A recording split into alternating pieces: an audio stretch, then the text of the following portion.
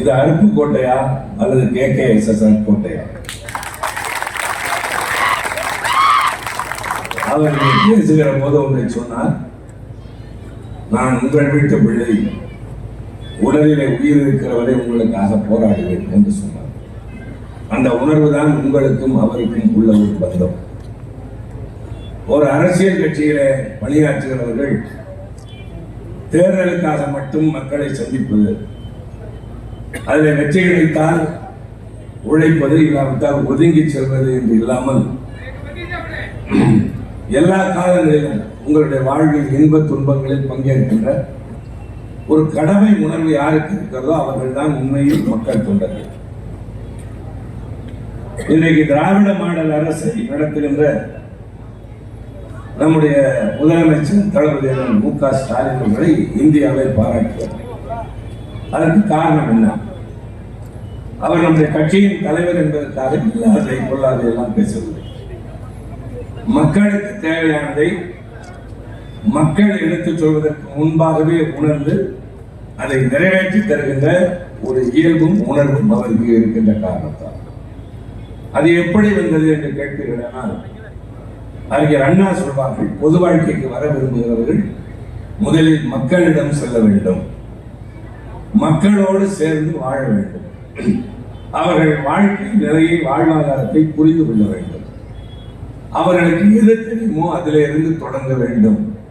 அப்போதுதான் உண்மையில் மக்கள் பணி ஆற்ற முடியும் என்று சொன்ன இலக்கணத்திற்கு ஏற்பத்தான் நம்முடைய முதலமைச்சரும் பணியாற்றுகிறார், நம்முடைய அண்ணாச்சி அவர்களும் பணியாற்றுகிறார். நான் செய்திகளுக்கு சொல்வதற்கு முன்னால், இன்றைக்கு போர் மேகங்கள் சூழ்ந்திருக்கிற ஒரு நேரத்தில் நான் உங்களை சந்திக்க வந்திருக்கிறேன்.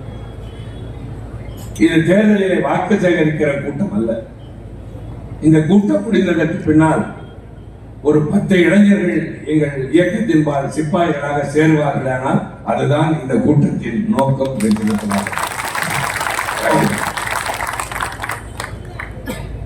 நம்மை போனவர்களுக்கு சரியான முகாம் திராவிட முன்னேற்றம் என்று அவர்கள் உணர்ந்து வேண்டும். அதற்கு தேவையான செய்திகளை நாங்கள் இங்கே பகிர்ந்து வேண்டும். யாரையும் எள்ளி நகையாடவோ எடுத்து பேசவோ இங்கே வரவில்லை. திராவிட முன்னேற்றத்தின் கொள்கைகளை, எங்கள் தலைவர்களுடைய பெருமைகளை, எங்கள் ஆட்சி நிகழ்த்திக் கொண்டிருக்கிற சாதனைகளை, இவற்றையெல்லாம் எடுத்து சொல்லி மக்கள் ஆதரவை பெற வேண்டும். இதுதான் ஒரு பொதுக்கூட்டத்தின் அணுகுமுறை. அந்த அடிப்படையில் தான் நீண்ட நாட்களுக்கு பின்னால் நான் உங்களை சந்திக்கிற வாய்ப்பினை பெற்றிருக்கின்றேன். இன்னைக்கு இந்தியாவில் தமிழகம் பல இடங்களிலே முன்னோக்கி நிற்கின்றது. நேற்றைக்கு பத்திரிகைகள் அல்ல, திராவிட முன்னேற்றத்தின்பால் தோழமை கொண்டிருப்பவர்கள் அல்ல, நிதி ஆயோக் என்ற ஒரு அமைப்பு இந்திய அளவிலே இருக்கிறது. ஒரு காலத்தில் திட்டக்குழு என்று ஒன்று இருந்தது, பிளானிங் கமிஷன். அதற்கு பதிலாக இருப்பதான் நிதி ஆயோக். அதுதான் எந்த மாநிலத்திற்கு என்ன தர வேண்டும், ஒரு நாடு எப்படி முன்னேறுகிறது என்கிற புள்ளி விவரங்களை தரக்கூடிய ஒரு அமைப்பு. அந்த அமைப்பின் நேற்றைய புள்ளி விவரங்கள் பல்வேறு வகையிலே மதிப்பீடுகள் போட்டதன் அடிப்படையில் 80.2 மதிப்பீடுகள் பெற்று தமிழ்நாடு முதல் இடத்தில் இருக்கிறது. இதை நாங்கள் சொல்லவில்லை, ஒன்றிய அரசிற்கு பரிந்துரைகள் செய்கின்ற நிதி ஆயோக் என்கின்ற அமைப்பு சொல்லியிருக்கிறது. ஆக இது உருவாக்கப்பட்டதல்ல, நடைமுறையில் நடந்து கொண்டிருக்கிறோம். இந்த நிலையில் தான் இன்றைய கூட்டம் மிக முக்கியமாக 2 பிரச்சனைகளை முன்னிறுத்துகிறது. ஒன்று, இந்தியை மீண்டும் எப்படியாவது திணிக்கலாம் என்று முயற்சிக்கிற ஒன்றிய அரசை எதிர்த்து நாம் தயாராக களத்தை சந்திக்க வேண்டும். இரண்டாவதாக, இந்த ஜனநாயக நாட்டில் அரசியல் சட்டப்படி ஒவ்வொரு 10 ஆண்டுகளுக்கும் ஒரு முறை மக்கள் கணக்கெடுப்பு எடுத்தாக வேண்டும். அப்படி எடுத்ததற்கு பின்னால் அந்த அடிப்படையில் நாடாளுமன்ற தொகுதிகள் மறுசீரமைப்பு செய்யப்படுகிறது. இந்தியா விடுதலை அடைந்த போது இந்த நாட்டினுடைய மக்கள் தொகை வெறும் 35 கோடி. நாடு குடியரசாக மாறி 1950ஆவது ஆண்டு மக்கள் தொகை 35 கோடி. இன்றைக்கு 142 கோடி. இன்னும் கூட சொல்வேன், ரொம்ப சுருக்கமாக, நான் எல்லா புள்ளிவிவரங்களும் சொல்ல விரும்பவில்லை. 2001ஆம் ஆண்டு இந்தியாவினுடைய மக்கள் தொகை 100 கோடி. 2011 120 கோடி. 10 ஆண்டுகளில் 20 கோடி மக்கள் தொகை அதிகரித்திருக்கிறது. இதை நீங்கள் பார்ப்பீர்களானால் சற்றேறக்குறைய ஒரே ஒரு மாநிலம் உத்தரப்பிரதேசத்தில் மட்டும் 6 கோடி மக்கள் தொகை கொண்டிருக்கின்றது. தமிழ்நாட்டில் குடும்ப கட்டுப்பாடு இருக்கின்ற காரணத்தினால் மக்கள் தொகை அதிகரிக்கவில்லை. ஆக இந்த தொகுதி மறுபரிசீலனை செய்கிற போது மக்கள் தொகை அடிப்படையில் என்று சொன்னால் தமிழ்நாடு வெகுவாக இப்போது நமக்கு இருப்பது 39, அது 31 குறையும். கேரளாவுக்கு இருப்பது 20, அது 12 குறையும். கர்நாடகத்தில் இருக்கிற 28 8 தொகுதிக்கு காணாமல் போகும். ஆனால் அதே நேரத்தில் உத்தரப்பிரதேசத்திற்கு 80 123 மாறும். ஆக மக்களுடைய பிரதிநிதிகள் நாடாளுமன்றத்தில் நம்முடைய எண்ணிக்கை குறைகிற போது நம்முடைய பிரச்சனைகளை எடுத்துச் சொல்ல வாய்ப்பு குறைகிறது. இதை பற்றி விளக்குவதற்காகவும் இந்த கூட்டம் நடைபெறுகிறது. இப்போது நான் இன்னொன்றே சொல்லியாக வேண்டும். எப்படி தளபதி மு.க. ஸ்டாலின் அரசு நிறைய செய்கிறதோ அது மாதிரி இவர் வருவாய்த்துறை அமைச்சர், உங்களால் தேர்ந்தெடுக்கப்பட்ட சட்டமன்ற உறுப்பினர் இன்றைக்கு அமைச்சராக இருக்கிறார். இங்க இருக்கிற அவரோட இருப்பவர்களுக்கே தெரிய வாய்ப்பு இல்லை. இவர் வருவாய்த்துறை அமைச்சராக பொறுப்பேற்றதற்கு பின்னால் தமிழ்நாடு அரசினுடைய வருமானம் 18 விழுக்காடு அதிகரித்திருக்கிறது. அதில் மிக குறிப்பாக வரி இல்லாத வருமானம், வரி என்பது உங்கள் மூலம் வரி இல்லாத வருமானம் 41 விழுக்காடு அதிகரித்திருக்கிறது. அது என்ன வரி நீங்க கேட்கலாம். நாங்கெல்லாம் வரி செலுத்துவதே இல்லை, என்னையே அந்த பட்டியலை சேர்க்கிறது. பெரும்பாலும் வரி என்றால் நீங்கள் வருமான வரியை தான் நினைப்பீர்கள். வருமானம் என்றால் வரி செலுத்துவது அல்ல. நீங்கள் ஒரு டீ கடைக்கு போய் ஒரு டீ சாப்பிடுகிறீர்கள் என்றால் அந்த டீ இருக்கிற டீ தூளுக்கு விலை கொடுக்கிற போதே வரி போகும். அதில் இருக்கிற பாலுக்கு விலை தருகிற போதே வரி போகும். அதில் இருக்கிற சர்க்கரைக்கு விலை தருகிற போதே வரி போகும். நீங்கள் சாப்பிடுகிற டீ கிளாஸுக்கும் வாங்குகிற போதே வரி போவார்கள். ஆக ஒரு கூலி தொழிலாளி கூட ஒரு டீ குடிக்கிற போது இந்த அரசாங்கத்துக்கு வரி செலுத்துகிறார். இந்த பகுதியில் பீடி சுற்றுகிறவர்கள் இருப்பார்கள்.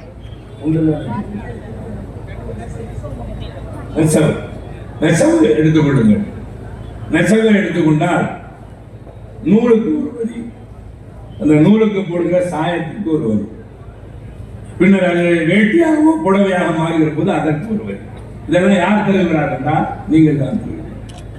ஆக உங்களுக்கு தெரியாமலே அரசாங்கம் உங்களிடமிருந்து வரி வாங்கி கொண்டே இருக்கும். அதுதான் இப்ப ஜிஎஸ்டி என்று சொல்றாங்க. இந்த ஜிஎஸ்டி வருமானம் தான் இப்போ எங்க போகுதுன்னா டெல்லிக்கு போகுது. டெல்லிக்கு போனவுடன் அதுல இருந்து நமக்கு ஒரு பங்கு தரணும். இப்ப நான் சொல்ல வந்தது, இப்படி வரி வாங்காம அரசாங்கத்திற்கு வருமானம் செலவுல அதுலதான் கேட்க சார் 41% அதிகமாக. ஒரு ஆட்சி, ஒரு அமைச்சர் என்று சொன்னால் எப்படி எந்த அளவுக்கு மக்களை வருத்தாமல் இருக்க வேண்டும் என்பதற்கு இது ஒரு உதாரணம். இப்ப அங்க போயிடுச்சு இல்ல, மற்ற ஒன்றிய அரசு போயிடுச்சு, நமக்கு பணம் தரணும் திருப்பி. எப்படி தரணும் தெரியுமா? இந்திய அரசாங்கத்தின் மொத்த வருமானத்தில் தமிழ்நாடு எவ்வளவு தெரியுமா? 9%. ஒரு பேச்சு 100% வருமானம்னா 9%. நமக்கு எவ்வளவு தராங்க தெரியுமா? 4%.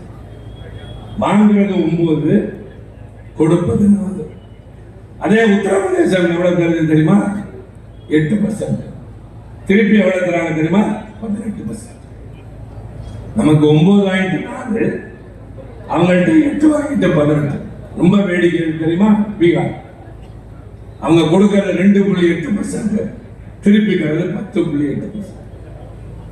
ஆக இங்கே காசை வாங்கிட்டு போய் வழக்க இருக்கிற அவங்களுக்கு வந்து அவங்க முன்னேறாம இருக்காங்க, நாம் முன்னேறிட்டே இருக்கோம். ஆனா நம்மள்கிட்ட இருக்க நாடாளுமன்ற ஏன் படிக்கிறாங்கன்னா எப்படி ஒத்துக்க முடியும்? நீங்க தான் சொல்லுங்க. ஆக நான் இந்த சராசரி அரசியலை பேசுறேன். நம்ம நல்லா பண்றோம், சிறந்த ஆட்சி நடத்துறோம், ஆனால் நாம் வஞ்சிக்கப்படுகின்றோம். இப்ப இன்னொன்று சொல்றேன், வறுமை கோட்டுக்கு கீழே வாழ்கிறவர்கள் அப்படின்னு ஒரு பட்டியல் உண்டு, கேள்விப்பட்டிருப்பீங்களா? முன்பெல்லாம் ரேஷன் கடைக்கு போனா கூட வறுமை கோட்டுக்கு மேல கீழே ஒன்று உண்டு. நமக்கு எல்லாம் தெரியாது. ஆந்திராவில் இருந்துச்சு, கர்நாடகாவில் இருந்துச்சு. அரிசி வாங்க போனா வறுமை கோட்டுக்கு மேல 13, வறுமை கோட்டுக்கு கீழே 6. கலைஞர் என்ன பண்ணாருன்னா, இந்த வறுமை கோட்டுக்கு இல்ல, எல்லாருக்கும் 3000 ரூபாய் முதல் கொடுத்தது கலைஞர் தான். அதுக்கு பேர் தான் யூனிவர்சல் டிஸ்ட்ரிபியூஷன் அப்படின்னு ஆங்கிலத்தில் சொன்னாங்க.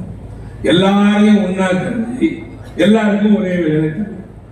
அப்புறம் அது 2 ரூபாய், 1 ரூபாய், அப்புறம் இலவசம் அப்படின்னு கொண்டு வந்தது தமிழ்நாடு. சரி, இப்ப வறுமை கோடுனா என்ன? அடுத்த கேள்வி தான் கேட்கணும். நீங்க வறுமை கோடுனா என்ன சொன்னா போதுமா? இந்த நாட்டில் வறுமை கோட்டுக்கு ஒரு அளவு வச்சிருக்காங்க. என்ன அளவு? நகரப்புறத்துல ஒரு நாளைக்கு 33 ரூபா ஒருத்தர் செலவழிச்சா அவர் வறுமை கோட்டுக்கு கீழே. சிரிக்க கூடாது. ஒரு நாளைக்கு 33 ரூபா அப்படின்னா ஒரு மாசத்துக்கு எவ்வளவு? 990 ரூபா. அப்ப உங்க வருமானம் என்ன? கிராமப்புறத்தில் 27 ரூபா ஒரு நாளைக்கு, ஒரு மாசத்துக்கு 310, ஒரு வருஷத்துக்கு 25,000 தான் சம்பாதிக்கிறாங்கன்னா வறுமை கோட்டுக்கு கீழே இருக்கிறவர்கள். இந்தியா முழுக்க இப்போ அது மாதிரி எவ்வளவு பேர் இருக்காங்க தெரியுமா? 34 கோடி பேர் இருக்காங்க. 34 கோடி பேர் இந்த பிலோ பாவர்ட்டியில வறுமை கோட்டுக்கு கீழே வர்றாங்க. தமிழ்நாட்டில் எவ்வளவு பேர் இருக்காங்க தெரியுமா? உங்களை கொஞ்சம் விவரமான 2.2%. உத்தரப்பிரதேசத்தில் எவ்வளவு தெரியுமா? 41%. வறுமை கோட்டுக்கு கீழே வாழ்கிறவர்கள் தமிழ்நாட்டில் 2%, உத்தரப்பிரதேசத்தில் 41%. ஆனா அவங்களுக்கு தான் இந்த அரசாங்கம் சலுகை காட்டுகிறது. நான் அதிர்ச்சி மேல அதிர்ச்சியா தரேன். இன்னொன்னு என்ன தெரியுமா? இந்த நாட்டில் இருக்க 1%, அவங்கள்ட்ட எவ்வளவு இருக்கு தெரியுமா? 42% இந்த நாட்டுக்கு வளம் இருக்கு. புரியுற மாதிரி சொல்லிடுறேன். ஒரு ஆள்கிட்ட 42 ரூபாய் இருக்கு, 50 பேர்கிட்ட 6 ரூபாய். ஒரு ஆள்கிட்ட 12 காசு கிட்டனா ஒரே ஆள்கிட்ட 42 ரூபாய். ஆக பணக்காரர்கள் இந்த நாட்டில் கூடிக்கிட்டே போறாங்க, அவங்க எல்லாத்தையும் அனுபவிக்கிறாங்க. ஏழைகள் கூடிக்கிட்டே போறாங்க, அவங்களுக்கு எதுவுமே இல்லாம இந்த அரசாங்கம் வச்சுக்குது. ஆனால் தமிழ்நாட்டில் தான் இந்த ஏழை பணக்காரன் என்ற விகிதாச்சாரம் இல்லாமல், மன்னிக்கணும், எனக்கு இப்படி ஆனதே இல்லை. நேற்று ஒரு அந்த ரயில்வே ஸ்டேஷன்ல இருந்த தண்ணியை குடிச்சிட்டேன். அதில் வேணா இருந்தாலும் இவ்வளவு பெரிய கூட்டத்தை நம்ம மாற்றி வைக்க கூடாது. முக்கியமான செய்திகள்ன்றதுக்காக இருந்திருக்கேன். கொஞ்சம் பொறுத்துக்கங்க, இல்லைன்னா எனக்கு வாழ்க்கையில் நான் மேடம் தண்ணி குடிச்சதே கிடையாது. எவ்வளவு நேரம் பேசினாலும் பேசிக்கிட்டே தான் இருப்பேன். அதனால இன்னைக்கு சில விவரங்களை நான் சொல்றப்ப தயவு செஞ்சு அதை உள்வாங்கிக்கிறேன். தமிழ்நாட்டில் நாங்க செய்யற திட்டங்கள் என்ன? இப்ப பெண்கள் பேருந்துல பயணம் செய்கிறார்கள், அவர்களுக்கு கட்டணம் இல்லை அப்படின்னு நான் சொல்ல மாட்டேன், இலவசம் அப்படின்னு நான் சொல்ல மாட்டேன். இப்ப நீங்க நெசவு வேலைக்கு போறீங்க, சாதாரணமா இந்த பகுதியில் எவ்வளவு வேலைக்கு போறாங்க, அம்மா தாய்மார்கள் தான் போறாங்க. சில பேர் வீட்டு வேலைக்கு போவாங்க. எவ்வளவு சம்பளம் கிடைச்சிடும்? ஒரு 3000, 4000, 5000. ஆனால் அதற்கு பதிலாக அப்படி சம்பாதிக்கிற பணத்துல சில பேர் கணவன் இல்லாம இருப்பாங்க, ஆதரவு இல்லாம இருப்பாங்க. நீங்க பஸ்ஸுக்கே மாசம் 1000 ரூபாய் தரப்ப முதலமைச்சர் ஸ்டாலின் என்ன பண்ணாருன்னா, அம்மா நீங்க பஸ் ஏறினா பணம் கொடுக்க வேணாம், உங்க அண்ணன் நான் கொடுத்துக்கிறேன். நல்லா புரிஞ்சுங்க, இது இலவசம் இல்லை, உங்களுக்காக அந்த செலவை ஆட்சி ஏற்றுச்சு. அடுத்து உரிமை தொகை, பெண்களுக்கு இன்னொரு 1000 ரூபாய் கொடுத்து இந்த செலவை சமாளிச்சுக்கீங்க. உங்க வீட்டு பிள்ளை கல்லூரிக்கு போறாங்களா, அது அரசு பள்ளியில் படிச்ச பிள்ளையா, பொம்பளை பிள்ளைக்கு முதல்ல நாங்க புதுமை திட்டத்தில் 1000 ரூபாய் கொடுத்தோம். அப்புறம் பையன் எனக்கு இல்லையா, நாங்க தமிழ் புதல்வன் அவனுக்கு கொடுக்க ஆரம்பிச்சோம். இப்போ தர்றப்ப மக்களை கெடுக்கிறீங்க அப்படின்னு சொல்றாங்க. நாங்க கெடுக்கல, நல்லா புரிஞ்சுக்கங்க. தன் தேவைகளை நிறைவேற்றிக் கொள்ளுகின்ற தகுதி ஒருவருக்கு வருகிற வரை அவங்க தேவைகளை அரசாங்கம் பார்த்து, அவ்வளவுதான். நல்லா கவனிக்கணும். தன்னுடைய தேவைகளை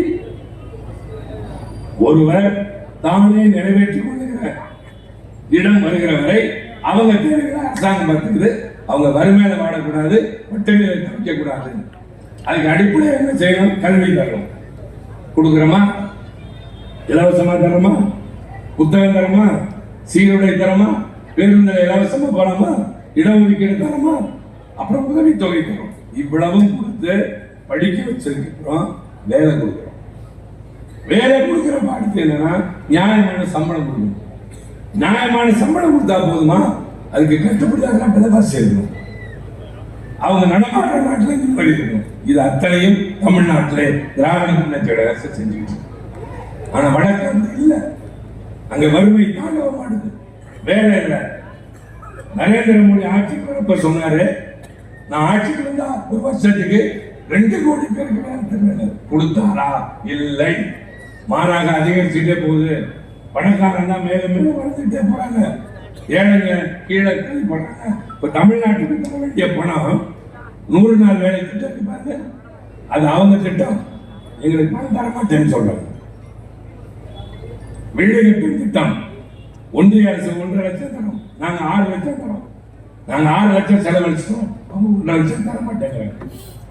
பள்ளிக்கூடத்துக்கு 2,500 கோடி தரணும், தர மாட்டேங்கிறாங்க. கேட்டா இந்தி படிக்கணும். எதுக்கு நான் இந்தி படிக்கணும்? எதுக்கு படிக்கணும்? இப்ப என்ன வீணா போயிட்டேன்.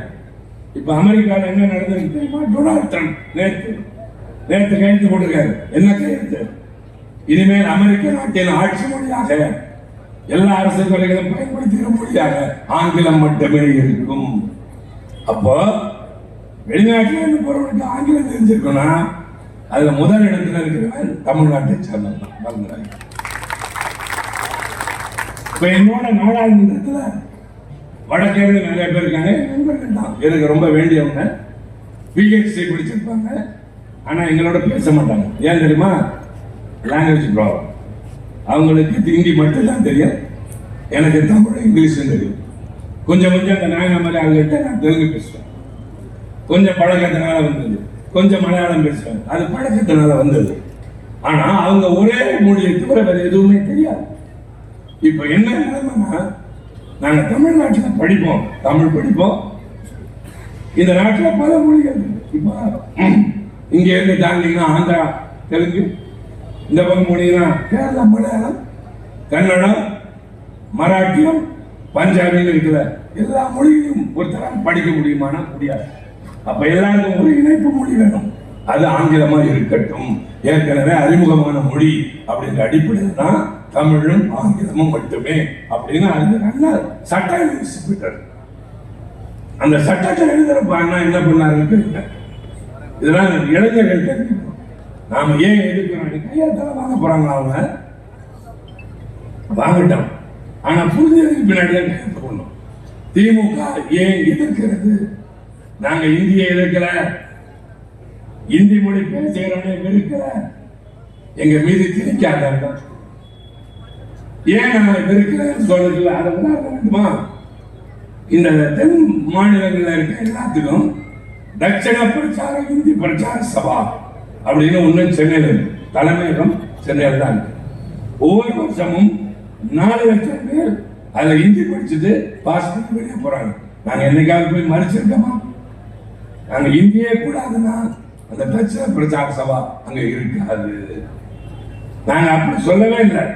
படிக்கிறவங்க படிங்க, ஆனா என்ன படிச்சாதான் வேலை தவிர படிச்சாதான் இந்த நாட்டில் சொன்னா ஒத்துக்க மாட்டேன் சொல்லுகிற தைரியம் அண்ணாவுக்கு இருந்தது, கலைஞருக்கு இருந்தது, என்ன கேட்டால் ஸ்டாலினுக்கு. அதாவது நாளைக்கு ஒரு பிரச்சனை வரப்ப நாங்கள் ஏதாவது பண்ணா தயவுசெய்து அதில் யாரும் தவறு கண்டுபிடிக்காது.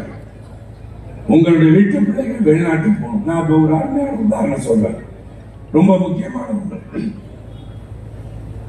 இந்த சந்திராயன் 3 அப்படின்னு ஒரு விண்கலம் வெற்றிகரமா போச்சு. உங்களுக்கு தான் தெரியல. அதை வந்து பார்லிமெண்ட்ல விவாதிக்கிறாங்க. அதை பாராட்டி நான் பேசுறேன் திமுக சார்பா. நான் சொன்னேன் சந்திராயன் 3 அதுக்கு முன்னாடி கொஞ்சம் பின்னாடி போவேன். உலகத்திலேயே முதல்ல நிலாவில் போய் இறங்கினது யாருன்னா அமெரிக்க நாட்டு விண்கலம். அதுல இருந்து இறங்கினது யாருன்னு கேட்டீங்கன்னா ஆம்ஸ்ட்ராங் அப்படிங்கிறோம். இவ்வளவுதானே தெரியும். இப்ப இளைஞர்களுக்கு தெரிஞ்சுக்கங்க. அதுல 2 பேர் போறாங்க, ஆம்ஸ்ட்ராங், காலின்ஸ். நிலாவில் போய் இறங்க வேண்டியவன் காலின்ஸ். அன்னைக்கு கீழே உத்தரவு பிறப்பிக்கிறார். காலின்ஸ் இறங்கி அவர் என்ன பண்றாரு, இங்க யாரு வந்தது இல்லையே, யாரை வச்சா அப்படின்னு யோசிச்சுட்டே இருக்கப்ப அடுத்த செகண்ட் ஆர்டர் ஆம்ஸ்ட்ராங் நீ இறங்கு. ஏன்னா செகண்ட்ஸ்ல தான் அங்க முடிவெடுக்க முடியும். ஒரு விமானி என்கிட்ட சொல்றாரு, அறிஞ்ச விமானி, ஒரு அவசரமான நேரத்தில் நான் முடிவெடுக்க எனக்கு கொடுக்கிற அவகாசம் 3 செகண்ட்ஸ், 3 செகண்ட் தான். ஒரு விமான ஆபத்துல இருக்குன்னா முடிவெடுத்து 1 நிமிஷத்துல 2வது 1 செகண்ட்ல 2வது 3வது நடைமுறை பண்ணிச்சாங்க. அது மாதிரி ஒரு நொடியில் வாய்ப்பை காலின்ஸ் தான் ஆம்ஸ்ட்ராங் சரித்திரத்தில் நம்புறோம். இப்ப அதுல செய்தி உலகத்தில் முதலாக நிலத்தில் போய் இறங்கியது அமெரிக்கா, ஆம்ஸ்ட்ராங். அதுக்கு பின்னாடி சீனா, ரஷ்யா, ஜப்பான் பல நாடுகள் அனுப்பிடுச்சு. ஆனா முதல்ல நிலாவில் தண்ணி இருக்குன்னு கண்டுபிடிச்சு வந்தது சந்திராயன் 1. அது இந்தியாவுக்கு விண்கலம். அந்த உன்னோட யாருன்னு கேட்டீங்கன்னா மயில்சாமி அண்ணாதுரை. இப்ப நான் அனுபவத்துல பேச, நான் பார்லிமெண்ட்ல பேசுனத இங்க சொல்லிட்டு இருக்கேன். சந்திராயன் 1 நிலாவில் தண்ணி இருக்குன்னு உலகத்துல முதல் கண்டுபிடிச்ச அந்த இயக்குனர் மயில்சாமி அண்ணாதுரை என் தமிழ்நாடு. 2வது சந்திராயன் ஃபெயிலியர். அது ஏன் ஃபெயிலியர் ஆச்சுன்னு கண்டுபிடிக்க போன குழுவுல தலைமை வகிச்சாங்க. அவர் தான் இஸ்ரோவோட சேர்மன். அவர் கன்னியாகுமரி, நாகர்கோவில், தமிழ். சந்திராயன் 3 நிலவின் தென்துருவத்தில் போய் முதல்ல இறங்கினது சந்திராயன் 3 இந்தியாவோட விண்கலம். ஏன் அங்க போய் இறங்கிச்சு தெரியுமா? செவ்வாய் கிரகத்துக்கு மனுஷன் போகணும்னா நிலாவிலிருந்து கொண்டு போக முடியுமா? அது தென்பகுதியில் இருந்தா முடியும் அப்படிங்கிறதுக்காண்டி அங்க போய் இறங்கி. அதனுடைய இயக்குநர்கள் வீரமுத்துவேல், சங்கரன், 2 தமிழர்கள். சரியா? வீரமுத்துவேல் விழுப்புரம், சங்கரன் திருச்சி. அடுத்த ஆராய்ச்சியா 1 அது என்ன போச்சு, சூரியன் ஆய்வு செய்ய போகுது. வெற்றிகரமா இப்ப செய்தி வந்துருக்கு. அதனுடைய இயக்குனர் யார் தெரியுமா? செங்கோட்டையை சேர்ந்த இஸ்லாமிய பெண்மணி சுல்தானா பேகம். அப்புறம் அக்கினி 5, அக்கினி 1 வந்து அப்துல் கலாம். அவர் தான் இந்தியாவை உலக அளவில் அணு ஆயுத நாடாக மாற்றினார். அது அக்கினி 1 ஏவுகணை. இப்ப அக்கினி 5 5000 கிலோமீட்டர் போய் தாக்குது. அது வெற்றி ஆயிடுச்சு. அதனுடைய இயக்குனர் யார் தெரியுமா? சங்கீத ஒரு தமிழ் பேர். இதெல்லாம் கேட்டுக்கிட்டே இருந்தார். யாரு? அந்த அமித்ஷா கேட்டுக்கிட்டே இருந்தார். அந்த அவையெல்லாம் இருந்தார். நான் சொன்னேன் சந்திராயன் 1 வெற்றிக்கு காரணம் தமிழர் மயில்சாமி அண்ணாதுரை. சந்திராயன் 3 வெற்றி காரணம் தமிழர்கள். ஆதித்யா வெற்றிக்கு தமிழ் பொண்ணு, அக்னி வெற்றிக்கு தமிழ் பொண்ணு. இது இந்தியாவுக்கு உலக அளவில் பெருமை தேடி தந்திருக்கு. இந்த 5 பேரும் அரசு பள்ளியில் படிச்சவங்க. அடுத்துதான் சொன்னேன், பம்பு வளர்க்காம சொன்னேன், இவங்க யாருக்கும் இந்தியும் தெரியாது, சமஸ்கிருதம் தெரியாது. None of them know either Sanskrit or Hindi அப்படின்னு அமித்ஷா சிரிச்சுக்கிட்டார். எவ்வளவு தந்திரமாவும் சொல்றாங்க பாரு. நான் வசதி சொல்லிட்டே போய் உலக அளவில் இந்தியாவிற்கு இவ்வளவு பெரிய பெருமை தேடி தந்தது தமிழ்நாட்டை சார்ந்தவர்கள், தமிழும் ஆங்கிலமும் மட்டுமே படித்தவர்கள், இந்தியும் சமஸ்கிருதமும் படிக்காதவர்கள். சரி, இந்தி படிச்சவங்க என்ன பண்றாங்க? நான் யாரையும் கூட சொல்ல, வடக்கேந்து இங்க வேலைக்கு வராங்க. என்னென்ன வேலைக்கு வராங்க? எல்லா வேலைக்கு வராங்க. நம்புங்க, உத்தரப்பிரதேசத்துல சைக்கிளே வந்திருக்காரு, சைக்கிளே வந்திருக்காரு. ரயில் வரத்துக்கு கூட வசதி இல்லை. ஏன்னு கேட்கிறாங்க, தமிழ்நாடு மாதிரி ஒரு அற்புதமான இடத்துல இது வரைக்கும் பார்த்து. என்ன வந்து ஒரு இடத்துல ஒரு பெண் பார்த்து, அண்ணன் உங்களுக்கு என்ன வேணும் அப்படின்னு கேட்டாங்க. என்னை யாரும் அண்ணன் கூப்பிட்டதே இல்லை அந்த மாநிலத்தில். டீ கடைக்கு போனேன், என்ன சார் வேணும்னு அங்கே இருக்கவங்க கேட்குறேன். என்னை யாரும் சார்னு கூப்பிட்டதில்ல.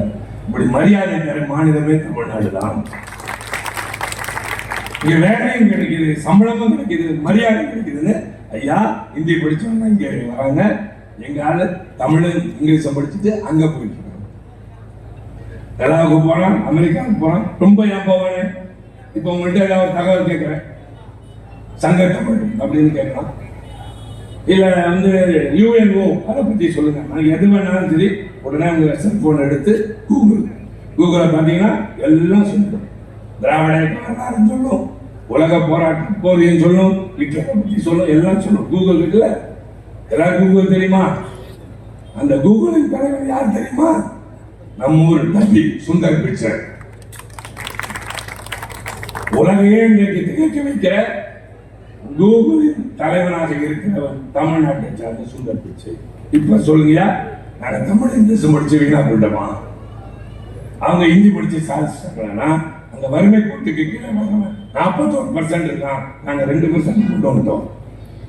இன்னொன்னு சொல்றேன், உயர்கல்வியில சேர்க்கிறவர்களின் எண்ணிக்கை இப்போ பள்ளிக்கூடம் படிச்சுட்டு கல்லூரிக்கு போறாங்க.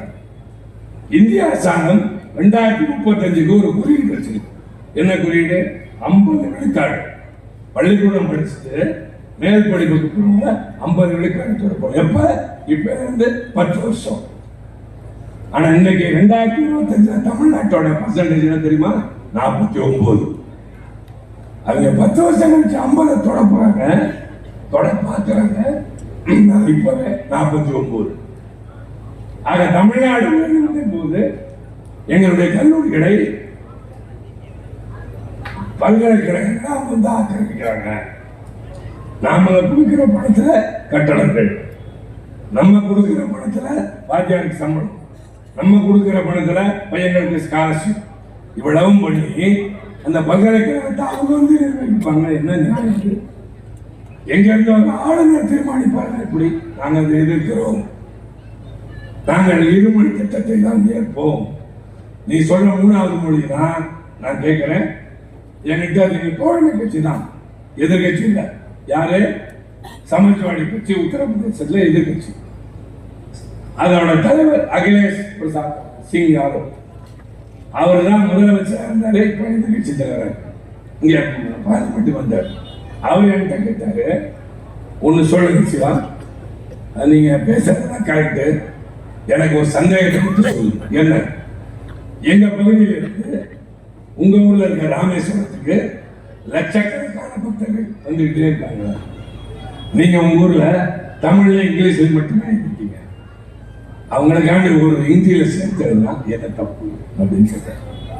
பக்கத்துல சொன்னாங்க, அவங்க கேட்கறது கரெக்ட் தாங்க. அங்கே அவங்களுக்கு இங்கிலீஷ் தெரியாது, தமிழ் தெரியாது. ஒரு மொழி இந்தியில எழுதுனா என்ன தப்பு? Very good question. நான் பதிலுக்கு ஒண்ணு கேட்கிறேன். எங்கால இங்க இருந்து கிளம்பி காசிக்கு வரான், நீ ஹிந்தியில மட்டும்தான் எழுதிருக்க, இங்கிலீஷ்லயே சேர்த்து நான் அப்புறம் யோசிக்கிறேன்னு சொன்னேன். இங்கிலீஷ் கூட கிடையாது. இப்ப கும்பமேளாவுக்கு போயிட்டு வந்தவங்க யாராவது இருந்தால் அங்க போயிட்டு வந்தவங்க சொல்லுங்க, அங்க எங்கேயாவது இங்கிலீஷ் பாத்தீங்களா? அங்க எங்கேயாவது தமிழ் பாத்தீங்களா? காசி தமிழ் சங்கம்னு பிரதமர் சொல்லுவாரு, அங்க தமிழ் கிடையாது, அங்க தெலுங்கு கிடையாது, அங்க கன்னடம் கிடையாது, ஏன் இங்கிலீஷ் கிடையாது, ஒரே மொழி ஹிந்தி தான். ஆக நீ 2வது படிக்கப்பட்ட, ஆனா நான் 3வது படிக்கணும். ஏன் படிக்கணும்? எங்க அண்ணா என்ன பண்ணாரு தெரியுமா? நான் நிறைய பேசுவேன், வண்டியா செய்தி என்னவோ இன்னைக்கு எனக்கு தொடர்பு இருந்தாலும் பரவாயில்ல, முடிஞ்ச வரைக்கும் பேசுறேன். உங்கள்கிட்ட பேசுறத விட எனக்கு வேற என்ன வேலை இருக்கு? அண்ணா வந்து இந்த சட்டத்தை ஏற்றார். தீர்மானம் என்ன? தமிழ்நாட்டில் 3 மொழி கிடையாது, தமிழ் ஆங்கிலம் மட்டும்தான் இருக்கும். அண்ணா பத்தி கேள்விப்பட்டிருக்கீங்க, ரொம்ப மென்மையான கனிவான தலைவர். அவர் எவ்வளவு துணிச்சல்காரர்கள் எழுத தெரிஞ்சுக்கணும். அதை நிறைவேற்றிட்டு சொல்றது, இந்த நாட்டில் என்சிசி தேசிய மாணவர் படைன்னு ஒண்ணு இருக்கு. அதுல வந்து கமாண்ட் உத்தரவு வந்து இந்தியில் தான் பிறப்பிக்கிறாங்க. என்ன ஹிந்தி? தாய்மை மூட், பிச்சை மூட், இந்த மாதிரி சொல்லுவாங்க. இனிமேல் தமிழ்நாட்டில் NCCயில் உத்தரவுகள் இந்தியில் இருக்காது, ஆங்கிலத்தில் மட்டும்தான் இருக்கும். லெஃப்ட் டர்ன் ரைட் டர்ன் என்றுதான் இருக்கும் சொல்லிட்டாங்க. சொல்றாங்க, ஒருவேளை இதற்கு மத்திய அரசு ஒத்துக்கொள்ளாவிட்டால் தமிழ்நாட்டில் தேசிய மாணவர் படை கலைக்கப்படும். எங்களுடைய ஆளுமையை நாங்கள் நிரூபிக்கிறோம் அப்படின்னு அண்ணா நிறைவேற்ற சட்டம் நாங்க விட்டு கொடுத்துருவோமா? அவன் வைத்தியக்காரடியை தகவல் பண்றான், நாங்க மொழிக்காண்டி உயிரை கொடுக்க தயாராக இருக்கிற கூட்டலுக்கு. நிறைய உதாரணங்கள் இருக்கு. இப்ப இன்னொன்னு தெரியுமா? அமெரிக்கா ட்ரம்ப்பை பார்க்க போனார் நம்ம ஐயா மோடி. என்ன நடந்துச்சுங்கிறத விட ஆனந்த விட ஒரு கார்ட்டூன் போட்டாங்க. என்ன கார்ட்டூன்?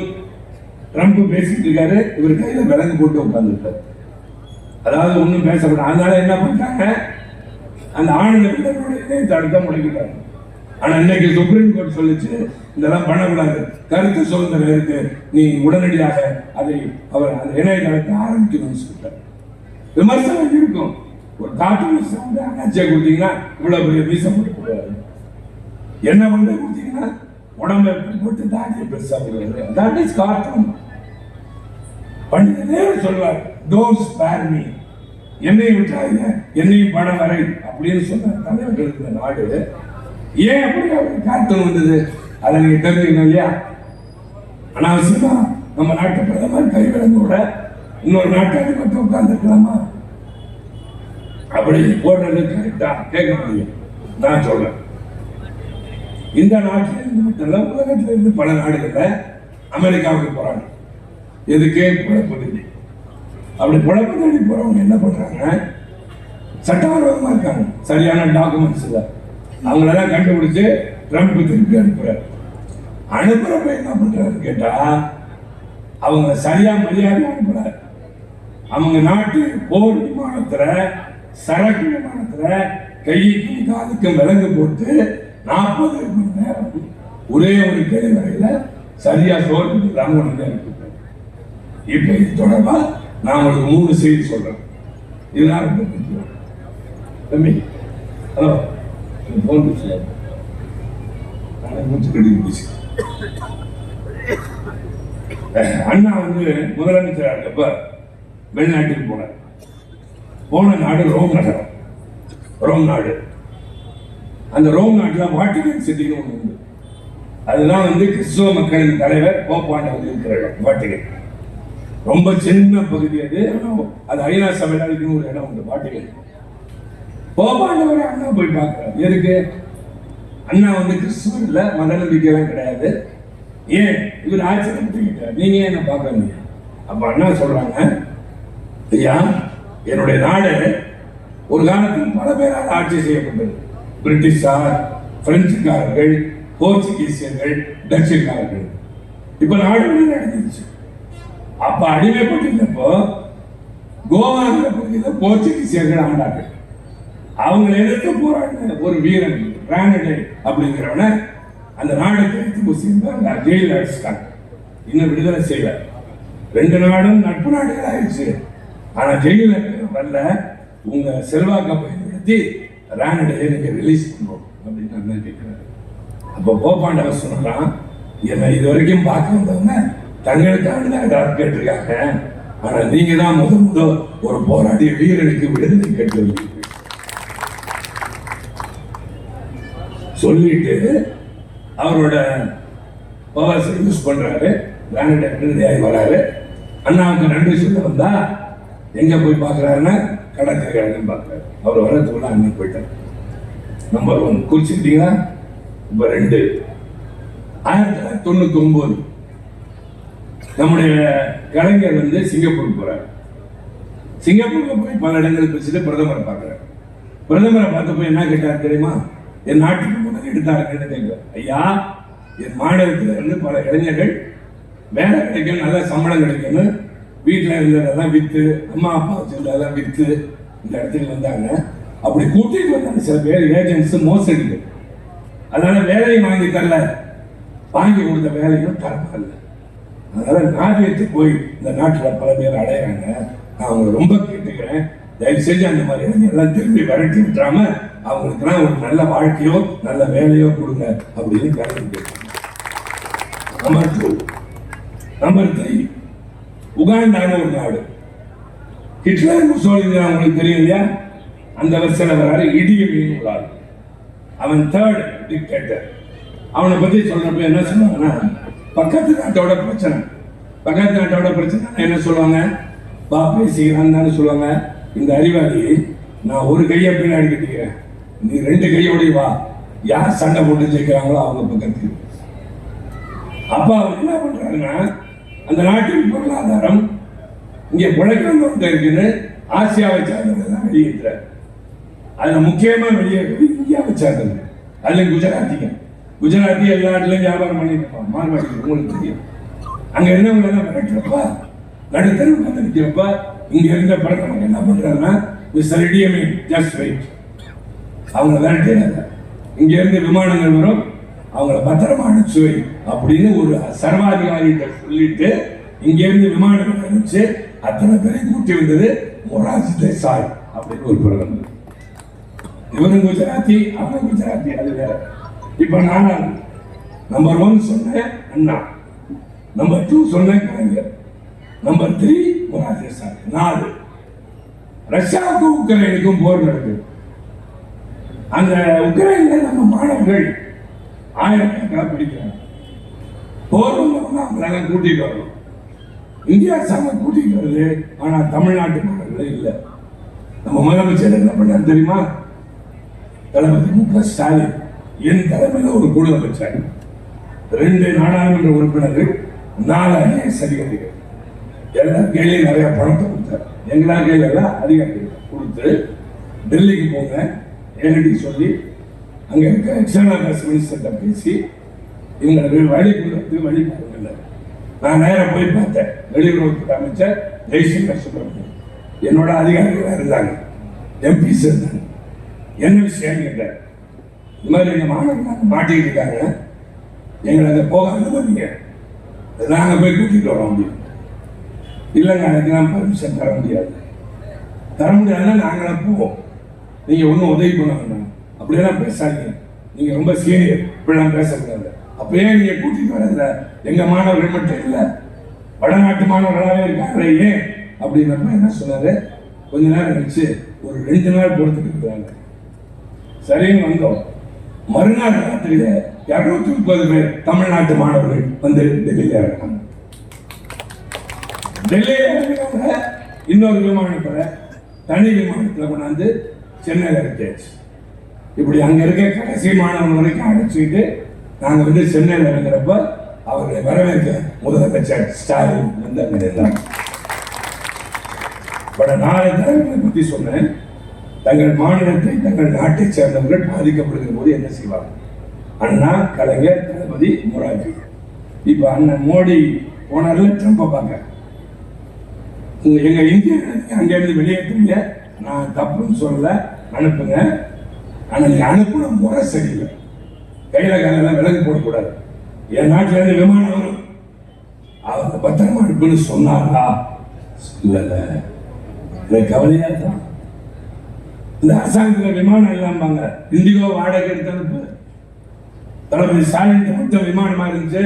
அவர் சொன்னார், எவ்வளவு செலவானாலும் பரவாயில்ல, எந்த விமானத்தை வாடகைக்கு மாற்றினாலும் உக்ரைன் மாணவர்களை அழைத்து வாருங்கள் அப்படின்னு சொன்ன அந்த பரோபகார எண்ணம் இங்கே இந்தியர்களுக்கு கேவலப்படுத்தப்பட்டு அது பற்றி பேசாம வருவதாங்கன்னா அதுதான் ஆனந்த விடலை காற்றல் போடணும். ட்ரம்ப் மிரட்டி ஆரம்பிச்சிருக்காரு. என்ன சொல்லியிருக்காரு தெரியுமா? ட்ரம்ப் ஒரு வார்த்தை, நமக்கு சுயமரியாதை உண்டு, nobody can argue with me. என்கிட்ட யார் வந்து வாக்குவாதம் பண்ணிட்டு இருக்காரு. ஏன் சொல்லியிருக்காரு தெரியுமா? இந்தியாவுக்கும் அமெரிக்காவுக்கும் ஏற்றுமதி இறக்குமதி.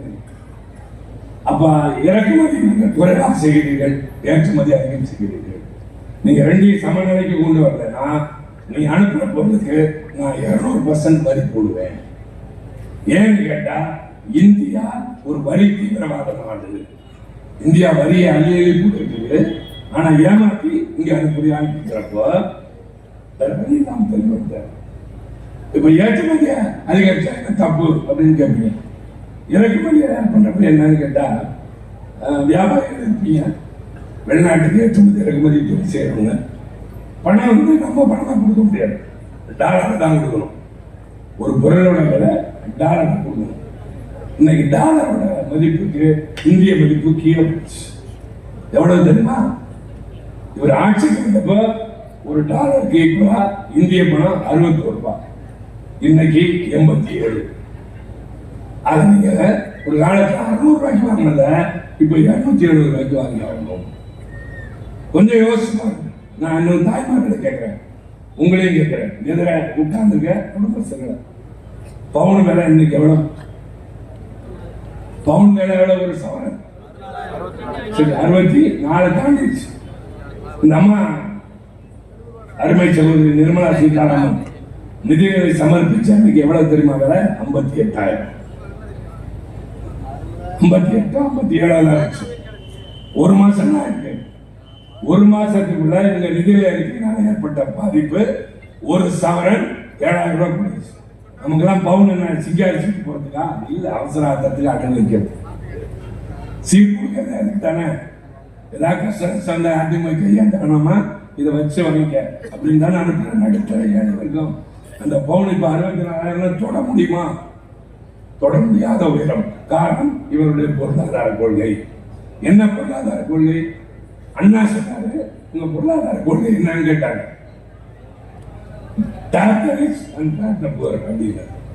பணக்காரன் வந்து எடுப்பேன், ஏழைக்கு கொடுப்பேன். இவங்க என்ன பண்றாங்க தெரியுமா? நான் இங்கே அறுபோடு அங்க சொன்னேன், இந்த rich becoming richer, poor becoming poorer. பணக்காரன் சீமானாகிறான், ஏழை பிச்சைக்காரன். இதுதான் வந்து பொருளாதாரம். வறுமை கோட்டுக்கு கீழே வாழ்றவன் 34 கோடி பேர் இருக்காங்க. 50 விழுக்காடு சேர்ந்தவங்க 12 ரூபாய் 12 பைசா வச்சிருக்கீங்க. ஆனா 1% சேர்ந்த பணக்காரன் 42 ரூபா வச்சுக்கிட்டு அவனை தட்டி கொடுத்துட்டேன். நீங்க கல்வி கடன் வாங்கி உங்க பிள்ளைக்கு திருப்பி தரலன்னா மிரட்டல் இருக்கும். வட்டிக்கு மேல வட்டி போகும், எங்கேயோ போய் நிற்கும். தரையா இல்லையான்னு பரவாயில்ல பிடிப்பாங்க. விவசாய கடன் வாங்க திருப்பி தரலன்னா உங்ககிட்ட வந்துருவாங்க. ஆனால் 8,000 கோடி கடன் வாங்கிட்டு வெளிநாட்டு கோடி போடுவாங்க. கடனை தள்ளுபடி பண்ணிருக்கு அரசாங்கம். இந்த அரசாங்கம் ஏழைகளை வதைக்கிறது, பணக்காரனை பாராட்டி கொண்டு. இப்படி பார்த்தீங்கன்னா ஏழைகளை, நடுத்தர வர்க்கத்தினரை, தொழில் நடத்துவதை பாதுகாக்கிற ஒரே கட்டளை வச்சு பார்க்கிற ஒரே அரசு திராவிட மாடல் அரசு. எங்களுடைய பிலாசபி என்ன? எங்க கான்செப்ட் என்ன? எல்லோருக்கும் எல்லாம். அதோட பொருள் தெரியுமா? எல்லோருக்கும் அப்படின்னா இங்க இருக்க எல்லாரும் அண்ணாச்சி மந்திரி, அவர் சேர்மன், அவர் பழைய எம்பி, ஒவ்வொருத்தரும் ஒண்ணு. சரியா? இந்த வேறுபாடுலாம் கிடையாது. நான் எம்பி அதெல்லாம் கிடையாது, எல்லாம் ஒண்ணு. ஃபர்ஸ்ட். அடுத்து அவருக்கு கோழி சாப்பாடு, அவருக்கு மீன் சாப்பாடு, அவருக்கு வெறும் காய்கறி சாப்பாடு இல்லை. ஒருத்தருக்கு என்னவோ அதுதான் எல்லாத்துக்கும். இப்போ புரியுதா? எல்லோருக்கும் எல்லாம். இங்க ஜாதி இல்லை, மதம் இல்லைங்கிற மாதிரி பொருளாதார ஏற்றத்தாழ்வும் இல்லை. எல்லோரையும் ஒண்ணா வச்சு எல்லோருக்கும் எல்லாவற்றையும் கொடுக்கிற ஒரு ஆட்சி இந்தியாவிலேயே தமிழ்நாட்டில் ஆரம்பம். இதை விட ஒரு நல்ல ஆட்சி கிடைக்காது. அதுதான் எல்லோரையும் ஒன்றாக கருதுகிறோம். பிறப்புக்கும் எல்லா உயிருக்கும். எங்களுக்கு யாரையும் உயர்வு தாழ்வு கிடையாது, எல்லாம் ஒன்றுதான். அப்படி எல்லாரும் இருக்கிறப்போ எல்லாருக்கும் எல்லாவற்றையும் தருகிற ஒரு ஆட்சி. அப்படிதான் நாங்கள் நிறைய கொடுத்துட்டேன். தம்பி, உங்களுக்கு எல்லாம் ஸ்கில் டெவலப்மெண்ட் உங்களுக்கு கேள்விப்பட்டிருப்பீங்க. திறன் வளர்க்கிறது அது இருந்தாதான் வேலை. அது இருந்தாதான் வெளிநாட்டுக்கு போக முடியும். அது இருந்தாதான் பெரிய வேலைக்கு போக முடியும். அரசாங்கம் என்னென்ன பண்ணிட்டு இருக்கு. தமிழ்நாட்டில் நான் முதல்வன் அப்படிங்கிற திட்டத்திற்கு இதுவரைக்கும் 34 லட்சம் இளைஞர்கள் ஸ்கில் டெவலப்மெண்ட்ல தேர்ச்சி ஆகிட்டார். Ready to go to job anywhere in the world. உலகத்தில் இந்தியாவில் எந்த பகுதியிலும் என் நாட்டு இளைஞன் வேலைக்கு போவான். காரணம் ஸ்கில் டெவலப்மெண்ட், திறன் வந்துச்சு. அது மட்டும் இல்லை, நல்லா இங்கிலீஷ் பேசுவாங்க. பிரிட்டிஷ்காரனுக்கு அடுத்து அழகா இங்கிலீஷ் பேசக்கூடிய ஒரே ஆள் தமிழ்நாட்டில் இருக்கவங்க மட்டும்தான். அதனால ஏசக்கரவா டெல்லிக்கு ஓடிட்டு இருக்கு. டெல்லியில் எப்படி காரணம் 25 வருஷமா வெறும் இங்கிலீஷ் தான் எங்களுக்கு மதிப்பாங்க. இன்னும் எங்களை பார்த்தா இங்கிலீஷ்ல தான் பேசுவாங்க. எங்கள்கிட்ட யாரும் ஹிந்தியில் ஃபோர்ஸ் பண்ணுறது போட்டதே கிடையாது. ஐயா மோடி வருவார் தெரியும். நேற்று அனைத்து கட்சி கூட்டத்தில் முதலமைச்சர் எல்லாத்துக்கும் அழகாக சொல்லிட்டு வந்தார்ல, அது மாதிரி பிரதமர் வருவார். வரும்போது என்ன சொல்வார்? நமஸ்கார் நமஸ்கார் நமஸ்கார். என்கிட்ட வந்தோம்னா சிவா வணக்கம் அப்படின்னு பயம் கேட்டா பண்பு. நான் என்ன பண்ணேன் தெரியுமா? Kem Chho mister prime minister. குஜராத்தில் நல்லா இருக்கீங்களான்னு அர்த்தம். அது தெரிஞ்சு வச்சிருக்கோம்ல. அவர் என்ன பண்றாருன்னா, இது ஒண்ணு மட்டும் சொல்றேன், ரொம்ப விவரமானவர். நான் எல்லாத்தையும் ஒண்ணா காட்டுற மாதிரி எங்களுக்கெல்லாம் பிறந்த நாள் உங்களுக்கு நினைப்பு தெரியாது. பிறந்த நாள் வாழ்த்து குடியரசுத் தலைவரும் பிரதமராக அனுப்புவாங்க.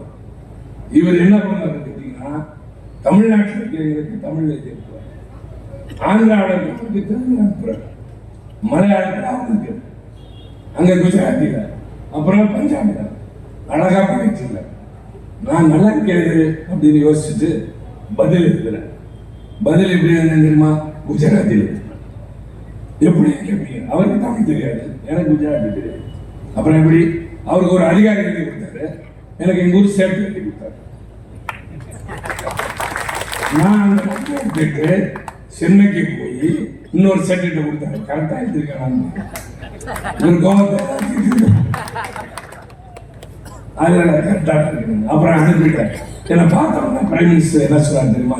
Siva, I was so happy to see you that. நான் சொன்ன அதே சம்பவம் சொன்னா எனக்கு நீங்க தமிழ் எழுதின இருந்துச்சு. நாங்கள் அதனால தான் சொல்றோம், எல்லா மொழிகளையும் இந்த நாட்டின் ஆட்சி மொழிகள் ஆக்குங்க, குஜராத்தி ஆக்குங்க, தமிழி ஆக்குங்க, மலையாளி ஆக்குங்க.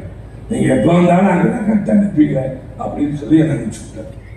எதற்கு சொல்கிறேன் என்றால், அங்க தமிழனுக்கு என்று ஒரு மரியாதை இருக்கிறது. டெல்லியில் இருக்கிறது, ஐநா மன்றத்தில் இருக்கிறது, எங்க போனாலும் இருக்கும். அதற்கு காரணம் தமிழ்நாட்டில் தளபதி மு.க. ஸ்டாலின். நாட்டு தூதரை போய் பார்த்தேன். உங்களுக்கு எனக்கு ஒரு ஒத்துமை சொன்னேன். என்னன்னு கேட்டேன். அவங்க கம்யூனிஸ்ட் கண்ட்ரி, உங்க லீடர் ஸ்டாலின், எங்க லீடர் ஸ்டாலின். ஓ ஐநோத உடனே கட்டி பிடிச்சி தனியாக ஒரு போட்டோ எடுத்துட்டேன். ஏன்னா ரெண்டு பேருக்கும் தலைவர் ஸ்டாலின் அப்படிங்கிறது. ஸோ உலக நாடுகளில் இருக்கிறவங்க பார்த்து வியக்கக்கூடிய ஒருவராக நம்முடைய தலைவர் இருக்கிறார். அவருடைய அமைச்சரவை இவர் மாதிரி ஒரு அற்புதமான மனுஷனை நான் தொடக்கத்தில் சொன்ன மாதிரி பேருக்கு மந்திரியில் அவர் கூட இருக்கவங்க கூட தெரிஞ்சுக்க மாட்டாங்க. நான் டாக்ஸ் ரெவென்யூ, மக்களிடம் வரி வசூலிக்காமல் இந்த நாட்டுக்கு வருவாயில் 41 விழுக்காடு பேருக்கு இருக்கக்கூடிய மனுஷன். அரசாங்கத்துடைய வருமானத்தை யாருக்கும் சிரமம் இல்லாம பெருக்கி கொடுத்து இந்த நாட்டுக்கான திட்டங்கள் எல்லாம் தந்துட்டு இருக்காங்க. ஏதாவது பேருன்னா உடனே போய் அந்த இடத்துல உட்கார்ந்துட்டு மக்களுக்கு சேவை செய்யறாங்க. அது அவருடைய போலவே எல்லா அமைச்சர்களும் இருக்காங்க. எங்களை மாதிரி ஆளு நாடாளுமன்றத்தில் போர் குரல் கொடுத்துருக்கோம். இவ்வளவு முக்கியமான பிரச்சனைகள் தொடர்பா இவ்வளவு குரல் இடையில் பேசுனது எதுக்கு தெரியுமா? என்னால முடியலன்னு சொல்லிட்டு போலாமா? நான் போக மாட்டேன். ஏன் தெரியுமா? நான் கலைஞர் வளர்த்தான். சரி, இவ்வளவு நேரம் பேசியிருக்கேன். தண்ணி குடிச்சுக்கிட்டா பண்ணி 50 நிமிஷத்துக்கு மேல ஆயிடுச்சு. நம்ம முடியுதா? 50 நிமிஷம் பேசுறதில்ல. யாரையாவது ஒரு வார்த்தை தப்பு தவறா பேசுறான், எடுத்தறிஞ்சு பேசுறான். ஐயா மோடி நான் சொன்னேன், கிண்டல்களை நிஜமாக இருந்ததான். ஏன் தெரியுமா? நான் மக்களின் மனதை மாற்றி அவர்களை எங்கள் பால் ஈர்த்து வந்திருக்கிறேனே தவிர அடுத்தவங்களை தூத்துறது பேசுவதற்கு பெருமை இல்லாதவர்கள் தான் பிறரை பேசுவார்கள். எங்க நிறைய இருக்கு. எங்க தலைவரை பத்தி, எங்க கட்சியை பத்தி, எங்க ஆட்சியை பத்தி, சாதனைகளை பத்தி நல்லா பொழைச்சுங்க. நாளைக்கு நீங்க பாதிக்கப்பட போறீங்க, அதுக்கு நீங்க போராட வேண்டாம். எங்களை புரிஞ்சுக்கங்க, ஆதரவு கொடுங்க. உங்களுக்காண்டி நாங்க இருக்கோம். இந்த நாட்டு மக்கள் நடுத்தருக்கு வரக்கூடாதுன்னு தன் குடும்பத்தில் நடுத்தரில் நிறுத்துறவங்க கையில கருப்பு சொத்து குடிதாங்க. மறந்துடாங்க. இப்ப நான் இதுக்கு வந்து தெரியுமா பேசுறது மட்டும் இல்லை, இன்னும் 4 நாள்ல பார்லிமெண்ட் ஆரம்பிக்க போகுது. நான் அங்க போய் யுத்தம் பண்ணோம். உங்க வாழ்க்கை எனக்கு வேணும். அவரை சந்திக்க தளபதி தூதுவனாக போகிற எனக்கு ஒரு 10 பேர் வச்சுட்டாங்க. யுத்தம் கொடுக்குறோம்ல, தத்துவ யுத்தம். யுத்தம்னா கத்தி எடுத்துக்கல, தத்துவ யுத்தம், கொள்கை போர், நம்முடைய உரிமைகளை நிலைநாட்ட போறப்ப அருப்புக்கோட்டை மக்களின் ஆதரவும் அண்ணாச்சியினுடைய வாழ்த்தும் எனக்கு தேவை. மக்கள் கேட்டுக்கிட்டது வீடு போனதுக்கு பின்னால் ரொம்ப நாளைக்கு அப்புறம் அண்ணாச்சி KK திருச்சி சிவா கூட்டியிருந்தார். அவர் எதோ பேசுறாரு, என்னன்னு யோசிச்சுட்டு தூங்குங்க. உறக்கம் உங்கள் இமைகளை தழுவதற்கு முன்னால், கனவுகள் உங்களை ஆக்கிரமிப்பதற்கு முன்னால் நான் சொன்னதையெல்லாம் யோசிச்சு பாருங்க. நாங்க சொன்னது சரி அப்படின்னா எங்களை நம்புங்க, எங்க பின்னாடி வாங்க. இந்த நாடும் நீங்களும் உங்கள் பிள்ளைகளும் நன்றி.